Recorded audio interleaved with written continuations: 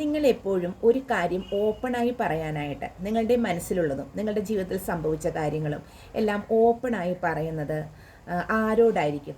ആരെയാണ് നിങ്ങൾ സെലക്ട് ചെയ്യുന്നത് അതിന് വേണ്ടിയിട്ട്?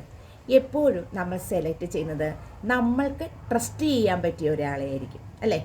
നമ്മൾക്ക് വിശ്വസിക്കാൻ പറ്റിയ ഒരാളെ മാത്രമാണ് നമ്മൾ സെലക്ട് ചെയ്യുന്നത്. കാരണം അവർ അവരുടെ എല്ലാ കാര്യങ്ങളും നമ്മളുമായിട്ട് ഷെയർ ചെയ്യും. അപ്പോൾ അവർ ചിന്തിക്കുന്നത് നമ്മളെ ട്രസ്റ്റ് ചെയ്യാം, നമ്മളെ വിശ്വസിക്കാം എന്നുള്ളതാണ്. അതുകൊണ്ട് തന്നെയാണ് നമ്മൾ അവരെയും വിശ്വസിക്കുന്നത്, അവരെയും ട്രസ്റ്റ് ചെയ്യുന്നത്.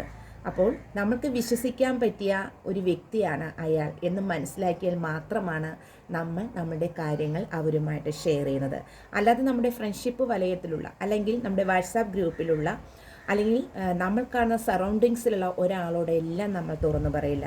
നമ്മൾക്ക് ട്രസ്റ്റ് ചെയ്യാൻ പറ്റിയ ഒരു വ്യക്തി നമ്മൾ മനസ്സിലാക്കിയതിന് ശേഷമാണ് അയാളുമായിട്ട് നമ്മുടെ എല്ലാ കാര്യങ്ങളും നമ്മൾ ഷെയർ ചെയ്യുന്നത്.